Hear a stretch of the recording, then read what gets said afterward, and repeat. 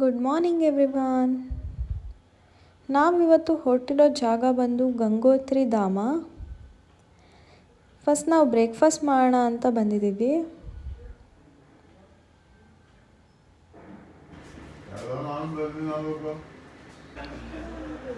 ಹಾಗೆ ಬ್ರೇಕ್ಫಾಸ್ಟ್ ಎಲ್ಲ ಮುಗಿಸಿ ಆಚೆ ಬಂದಾಗ ಅಲ್ಲಿ ಆ್ಯಪಲ್ ಪ್ಲಾಂಟೇಶನ್ ಕಾಣಿಸ್ತು. ಸೊ ಅಲ್ಲಿ ಹೋಗಿ ಫೋಟೋಸ್ ಕ್ಲಿಕ್ ಮಾಡೋಣ ಅಂತ ಬಂದ್ವಿ. ಇಲ್ಲಿ ಫೈನ್ ಕ್ವಾಲಿಟಿ ಆ್ಯಪಲ್ ಸಿಗುತ್ತಂತೆ, ತುಂಬ ಕಡಿಮೆ ಪ್ರೈಸಿಗೆ ಸಿಗುತ್ತೆ ನಿಮಗೆ. ಸೊ ನಾವಿವಾಗ ಗಂಗೋತ್ರಿ ಧಾಮ ರೀಚ್ ಆಗಿದ್ದೀವಿ. ಸೊ ಇಲ್ಲಿಂದ ಒಂದು 500 ಮೀಟರ್ ಇನ್ಸೈಡ್ ಹೋದರೆ ಟೆಂಪಲ್ ಸಿಗುತ್ತೆ. ಹಾಗೆ ಹೋಗ್ತಾ ದಾರಿಯಲ್ಲಿ ಸೈಡಲ್ಲೆಲ್ಲ ಫುಲ್ಲು ಶಾಪಿಂಗ್ ಸ್ಟಾಲ್ಸ್ ಎಲ್ಲ ಹಾಕಿದ್ರು, ರೆಸ್ಟೋರೆಂಟ್ಸ್ ಇತ್ತು, ಪೂಜೆ ಸಾಮಾನೆಲ್ಲ ಸಿಗ್ತಿತ್ತು.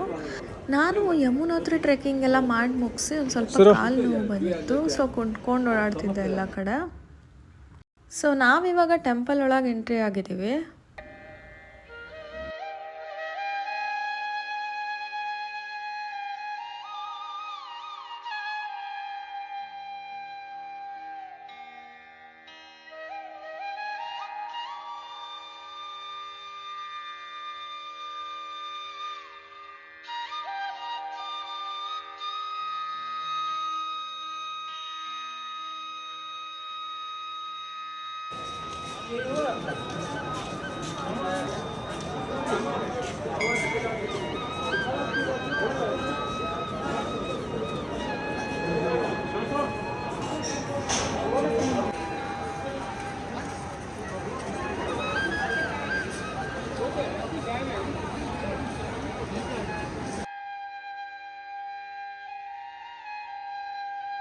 ಇಲ್ಲಿಯ ನೀರು ತುಂಬ ಕೋಲ್ಡ್ ಆಗಿತ್ತು, ಸಖತ್ ಫ್ರೀಸಿಂಗ್ ಆಗಿತ್ತು. ಸೊ ನನ್ನ ಹಸ್ಬೆಂಡ್ ಫುಲ್ಲು ಕುಣಿತಾ ಇದ್ದರು ಎಕ್ಸ್ಪೀರಿಯನ್ಸ್ ಮಾಡಿಬಿಟ್ಟು.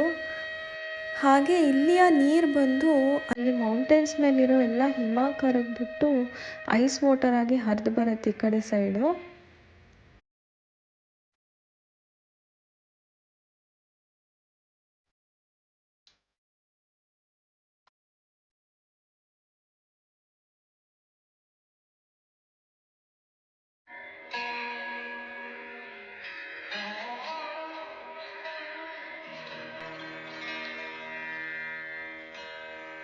ಇಂಥ ಕೋಲ್ಡ್ ವಾಟರಲ್ಲೂ ಸುಮಾರು ಜನ ಸ್ನಾನ ಮಾಡ್ತಿದ್ರು.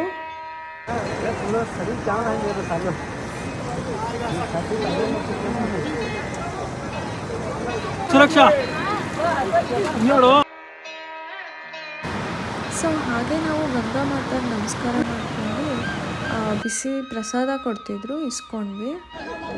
ಟೆಂಪಲ್ ತುಂಬ ಚೆನ್ನಾಗಿತ್ತು, ಎಲ್ಲ ಬೆಟ್ಟಗಳ ಮಧ್ಯದಲ್ಲಿತ್ತು, ವ್ಯೂ ತುಂಬ ಚೆನ್ನಾಗಿತ್ತು.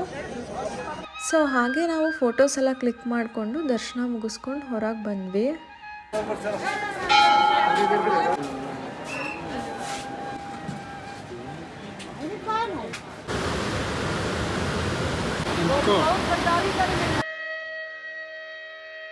ಸೊ ಅಲ್ಲಿಂದ ನಾವು next on the way Kalabhairava temple ಸಿಕ್ಕಿತ್ತು. ಸೊ ಅಲ್ಲಿಗೆ ಹೋದ್ವಿ.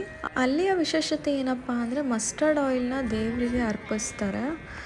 ಹಾಗೂ ಗಂಗಾ ಮಾತೆನ ಮುಕ್ಬಾ ಎಂಬ ಹಳ್ಳಿಗೆ ಕರೆದುಕೊಂಡು ಹೋಗಿ ವಾಪಸ್ ಕರೆದುಕೊಂಡು ಬರೋದ್ರಲ್ಲಿ ಈ ದೇವಸ್ಥಾನಕ್ಕೆ ಬಂದು ಒನ್ ನೈಟ್ ಗಂಗಾ ಮಾತೆ ವಿಶ್ರಾಂತಿ ಪಡಿತಾರೆ ಅಂತ ಹೇಳ್ತಾರೆ.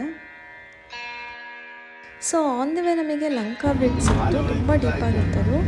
ಹಾಗೆ ನಾವು ಲಂಚ್ ಮುಗಿಸ್ಕೊಂಡು ಎದುರುಗಡೆ ಗಂಗೇಶ್ವರ್ ಮಹಾದೇವ್ ಅಂತ ಟೆಂಪಲ್ ಇತ್ತು, ಅಲ್ಲಿಗೆ ಬಂದ್ವಿ.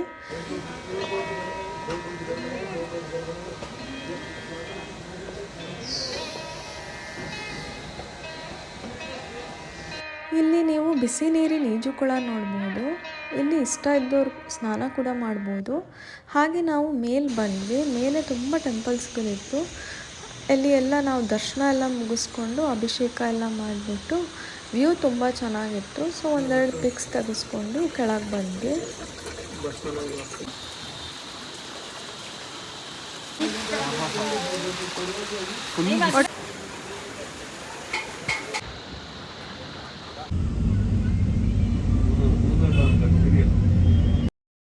ಹಾಗೆ ನಾವು ಆನ್ ದಿ ವೇ ಹಿಮಾಲಯನ್ ಗೋಟ್ಸ್ನೆಲ್ಲ ನೋಡಿಕೊಂಡು ರೂಮ್ ಕಡೆ ಬಂದ್ವಿ.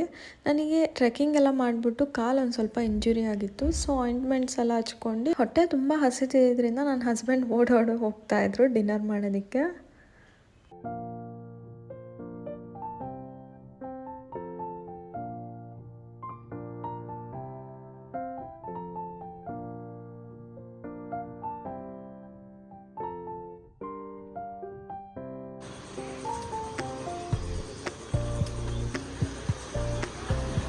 ಸೊ ವಾಕ್ ಎಲ್ಲ ಮುಗಿಸಿ ಮಲಗೋಕ್ಕಿಂತ ಮುಂಚೆ ಹೇಳಿ ಜೈ ಗಂಗೆ ಮಾತಾ.